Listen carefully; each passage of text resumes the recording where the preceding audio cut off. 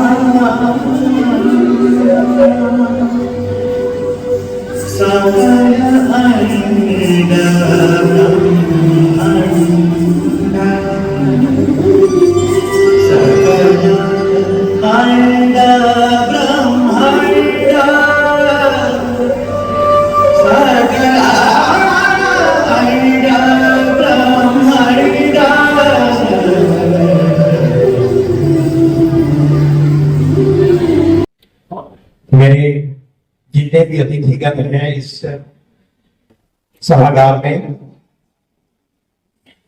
और उसमें खासकर जितने भी मेरे गुरुजन सह मेरे जितने भी एडवाइस हैं उन सबों को मैं प्रणाम और नमन करता हूँ।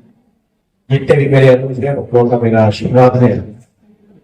आज के इस कार्यक्रम में मुझे लगता है कि पुनः हमारा भारतवर्ष अपने युवाओं के बीच में एक ऐसी जागृति पैदा की है कि पुरानी संस्कृति को पुनः जगाने की प्रक्रिया शुरू हो गई है। और यह प्रक्रिया आज के इस जमाने में जहां यूरोपियन कल्चर्स का डेवलपमेंट होता जा रहा है और हो रहा है, और कहीं ना कहीं हम लोगों को लगता था कि हम लोगों की भारत की संस्कृति के ऊपर वो ओवरकम कर रहा है। आज का ये कार्यक्रम इस प्रकाश को सीधा झुठलाता है कि हमारी भारतीय जो परंपरा है और संस्कृति है उसके ऊपर किसी भी अदर संस्कृति और सभ्यता और कल्चर का कोई स्कोप नहीं है रन करने का। मैं यहाँ के जो संयोजक हैं रुपेश जी, मैं उनका आभार व्यक्त करते हुए उनके इस कार्यक्रम की सफलता के लिए भगवान से प्रार्थना करता हूँ और निवेदन करता हूँ कि अपने इस क्षेत्र में जो आपने कदम बढ़ाया है, हमारे मिथिला की धरती, सीता माँ की पावन धरती पर जो आपने भारत की संस्कृति को जागृत करने का काम किया है और लगातार आप अपने अनुभव के साथ हमारे बच्चों को उसको अग्रसर कर रहे हैं, इसके लिए हम पूरा मिथिलावासी आपके आभारी हैं और आपके उज्जवल भविष्य की कामना करते हैं। नृत्यार्पण कलाश्रम के बच्चों के द्वारा आपने आज के इस कथक संध्या स्पंदन में कार्यक्रम देखा जो सीएम साइंस कॉलेज के कामेश्वर भवन में आयोजित किया गया। यहाँ तकरीबन 50 बच्चे हमारे संस्था की तरफ से परफॉर्म कर रहे हैं।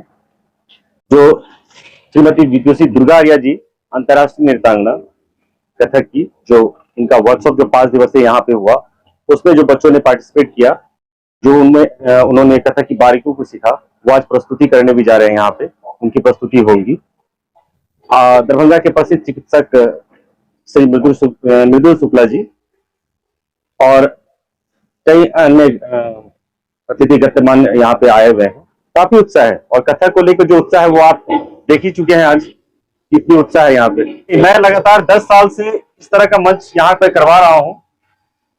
मैं थोड़ा इन सब चीजों से दूर हूँ, इसलिए पता नहीं चल पा रहा है। हर साल मेरे संस्था में एक अंतर्राष्ट्रीय स्तर के कलाकार आते हैं और बच्चों को अपने कला के माध्यम से उन्माद करते हैं। यहाँ पे बच्चों ने कथक की कुछ बारीकियां सीखी, हस्तक, अंग संचालन, पद संचालन एवं उसके साथ कृष्ण भजन की जो 2 कृष्ण भजन इन्होंने सीखा यहाँ पे, जो कृष्ण के अनेकों रूप का व्याख्या जो उसमें किया गया है। हमारे नृत्यार्पण कलाश्रम के इंस्टीट्यूट पे आइए, जो मारवाड़ी कॉलेज के जस्ट बगल में ही है। हमारा नंबर है 8862951550।